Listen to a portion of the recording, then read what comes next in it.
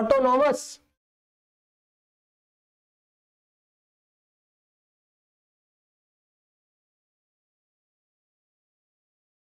Transactions, एक आ गई।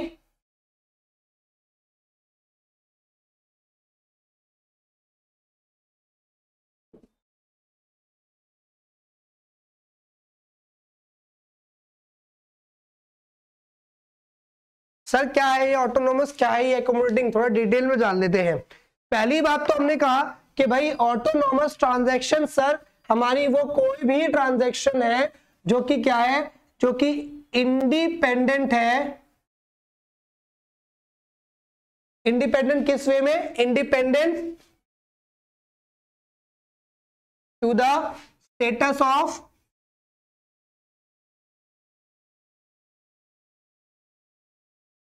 BOP account. इसको बीओपी अकाउंट के स्टेटस से मतलब नहीं है भैया, तुमने बैलेंस कर रखा है बहुत अच्छी बात है, तुमने बैलेंस नहीं कर रखा तो भी अच्छी बात है, कोई दिक्कत नहीं, मैं तो ये ट्रांजैक्शन करूंगा।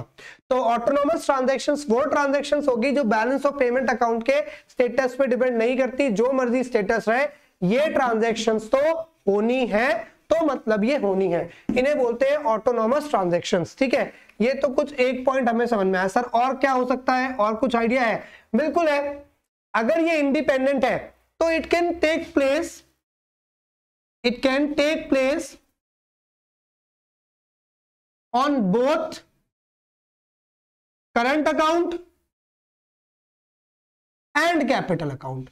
भाई इसका मतलब है अगर ये इंडिपेंडेंट है तो ये दोनों ही अकाउंट में हो सकती है, मतलब ये करंट अकाउंट के अंदर भी हो सकती है ट्रांजैक्शन, मतलब करंट अकाउंट के नेचर की ट्रांजैक्शंस भी हो सकती है, और ये क्या हो सकती है सर, ये कैपिटल अकाउंट के ट्रांजैक्शन के नेचर पे भी हो सकती है, जो मर्जी चीजें है दोनों में हो सकती है। कैसे हो सकती है सर, करंट अकाउंट में बता दो, मान लो किसी भी फर्म ने, ठीक है, फर्म ने क्या किया, फर्म ने इंपोर्ट किया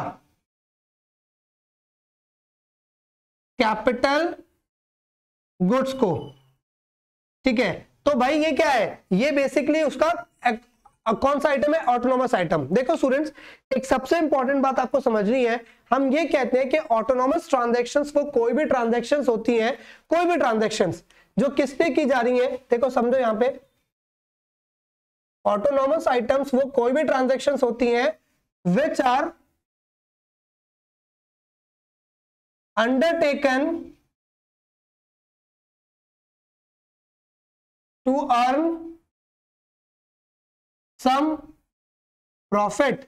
मतलब ये वो ट्रांजैक्शंस हो गई सर जो कि बैलेंस ऑफ पेमेंट में की जाती है, किसके मोटिव से, किसी इकोनॉमिक मोटिव से, जैसे कि मेरे को प्रॉफिट मैक्सिमाइजेशन चाहिए, तो अगर ये प्रॉफिट मैक्सिमाइजेशन के मोटिव से की जाती है तो मुझे इस बात से सच में फर्क नहीं पड़ता कि मेरा बैलेंस ऑफ पेमेंट कौन से स्टेटस में है। अगर मैं एक इंडिविजुअल एक्सपोर्टर हूं, ठीक है, तो मुझे ये मतलब है कि मुझे इस मशीन को इंपोर्ट करने से फायदा हो सकता है तो मैं इंपोर्ट करूंगा। देश का इंपोर्ट पहले से ही कितना है, देश पहले से डिसइक्विलिब्रियम में है, डेफिसिट में है, मुझे नहीं फर्क पड़ता, मैं तो करूंगा। तो भाई करंट अकाउंट, जैसे एक फर्म ने इंपोर्ट किया कैपिटल गुड्स को, तो उसके पार्ट पे वो क्या है, उसके पार्ट पे वो प्रॉफिट मोटिव से की गई ट्रांजैक्शन है, ठीक है। तो सर कैपिटल अकाउंट में क्या हो सकता है, सेम वही कि भाई आपने कोई भी ट्रांजैक्शन करी, ठीक है, कोई भी ट्रांजैक्शन करी, किसके मोटिव से, transaction for long term profit. जैसे कि तुमने शेयर खरीद लिया, तुमने बॉन्ड्स खरीद लिए, तो आपने कोई भी शेयर खरीदा, आपने कोई भी बॉन्ड खरीदा, तो वो क्या हो जाएगा, वो सारा हमारे पास क्या हो जाएगा, वो सारा हमारे पास लॉन्ग टर्म प्रॉफिट में चला जाएगा।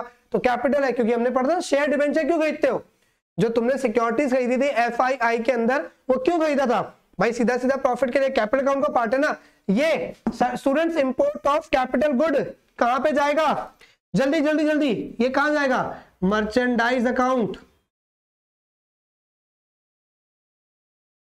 कहां जाएगा, मर्चेंडाइज अकाउंट के अंदर जाएगा, है ना, कहां जाएगा, मर्चेंडाइज अकाउंट के अंदर जाएगा। क्या, फर्म इंपोर्ट कैपिटल गुड्स, एक फर्म ने इंपोर्ट किया कैपिटल गुड्स, मर्चेंडाइज अकाउंट का पार्ट है, मतलब बैलेंस ऑफ ट्रेड का पार्ट है। चलो अब यार यहां भी दो चीजें आ गई, क्या आ गया, यहां पे भी या तो तुम क्या कर रहे हो, या तो तुम रिसिप्ट ले रहे हो, या तो तुम एक्सपेंडिचर कर रहे हो। तो स्टूडेंट यहां पे भी क्या हो जाएगा, सरप्लस और डेफिसिट्स। तो सिंपल सी बात है कि अगर आपका सरप्लस कब होगा, जब आपकी रिसिट्स जो होंगी वो क्या रहेंगी, आपकी पेमेंट से ज्यादा रहेंगी। बीओपी अकाउंट इन सरप्लस, अगर हम इसकी बात करेंगे तो ये क्या रहेगा, आपका फायदा या नुकसान कब होगा, तो अगर आपके ऑटोनॉमस रिसिट्स क्या रहेंगे, आपके ऑटोनॉमस पेमेंट से ज्यादा रहेंगे तो क्या है, तो आपके पास हो जाएगा एक तरीके से फायदा, है ना। मेरे पास ऑटोनॉमस रिसिट ज्यादा है, मतलब मेरे देश में आया ज्यादा है और गया कम है। तो अगर आपका ऑटोनॉमस रिसिट्स ज्यादा है किससे, अगर आपके ऑटोनॉमस पेमेंट से। भाई रिसिट्स का सिंपल मतलब क्या है, रिसिट्स का सिंपल मतलब इंपोर्ट है ना। रिसिट्स का मतलब क्या है, रिसिट्स का सिंपल सा एक छोटा सा सिग्निफिकेंस है, इनफ्लो ज्यादा है, आउटफ्लो कम है। तभी तो भाई करंट अकाउंट सरप्लस डेफिसिट क्या था, याद करो ना यार, करंट अकाउंट सरप्लस यही तो था कि जब आपके देश में इनफ्लो ज्यादा हुए, तो अगर आपका ऑटोनॉमस रिसिट ज्यादा है ऑटोनॉमस पेमेंट से, तो ये क्या है, ये है आपका CAS, it is nothing but CAS। लेकिन वहीं पे स्टूडेंट्स अगर मेरा ऑटोनॉमस रिसिट्स कम है मेरे ऑटोनॉमस पेमेंट से, ठीक है, मतलब मेरा ऑटोनॉमस पेमेंट ज्यादा हो गया, तो that will be a case of current account deficit. वो कौन सा केस हो जाएगा, करंट अकाउंट डेफिसिट। समझे आप मेरी बात को, बिल्कुल समझे, ठीक है। लेकिन सर एक बात बताओ, यहां तो आपने क्या कहा, यहां तो आपने कहा कि कैपिटल अकाउंट भी है, तो क्या अगर मैं सिर्फ मर्चेंडाइज अकाउंट के बेसिस पे इसको करंट अकाउंट बोल दूं तो क्या ठीक रहेगा, सोच के देखो, नहीं ना। तो इसका मतलब सर ये करंट अकाउंट नहीं होना चाहिए, ये क्या होना चाहिए, this should be overall BOP. ये क्या होना चाहिए सर, ये तो ओवरऑल बैलेंस ऑफ पेमेंट का सरप्लस या ओवरऑल बैलेंस ऑफ पेमेंट का डेफिसिट होना चाहिए। क्यों सर, दोबारा देख लेते हैं, क्योंकि सर सिर्फ यहाँ पे मर्चेंडाइज अकाउंट नहीं आ रहा ना, यहाँ तो पूरा का पूरा कैपिटल अकाउंट भी आ गया। तो अगर कैपिटल अकाउंट और करंट अकाउंट दोनों साथ में मिला दूंगा तो उस केस में वो क्या बन जाएगा, उस केस में तो वो overall balance of payment account बन जाएगा।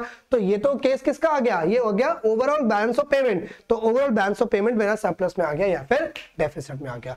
तो ये समझ में आ गया ऑटोनॉमस ट्रांजैक्शन अब अच्छे से कि क्या है। चलो अब बात करते हैं एकोमोडेटिंग आइटम्स की। तो हमने कहा एकोमोडेटिंग आइटम का मतलब ही क्या है, ये वो ट्रांजैक्शंस हैं जो कि क्या करी जा रही हैं, ये वो ट्रांजैक्शंस हैं जो कि अंडरटेकन टू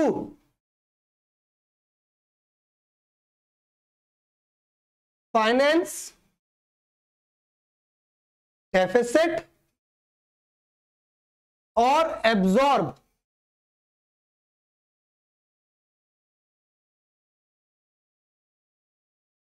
सरप्लस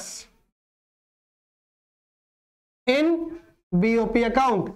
अगर मेरे overall balance of payment account के स्टूडेंट अंदर, अगर मेरे बैलेंस ऑफ पेमेंट के अंदर कोई भी, मतलब जैसे भाई तुम्हारे ऑटोनॉमस आइटम्स के अंदर तुम्हें क्या हो रहा था, सरप्लस या डेफिसिट, तो आपके अगर ऑटोनॉमस आइटम के अंदर, इसको आप बीओपी अकाउंट की जगह क्या रख लो, इन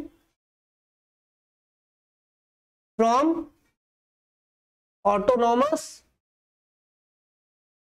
आइटम्स, मतलब तुम्हारे ऑटोनॉमस आइटम्स, जो भी तुम्हारे जितने भी ऑटोनॉमस आइटम्स है, उन ऑटोनॉमस आइटम्स के अंदर किसी भी तरीके का डेफिसिट या सरप्लस आया, उसको मैनेज करने के लिए जो तुम ट्रांजैक्शंस करोगे उन्हें हम क्या बोलेंगे, उन्हें हम बोलेंगे एकोमोडेटिंग आइटम्स, राइट स्टूडेंट्स। मतलब हमने क्या कहा, such transactions are undertaken to cover deficit और सरप्लस इन ऑटोनॉमस ट्रांजैक्शंस।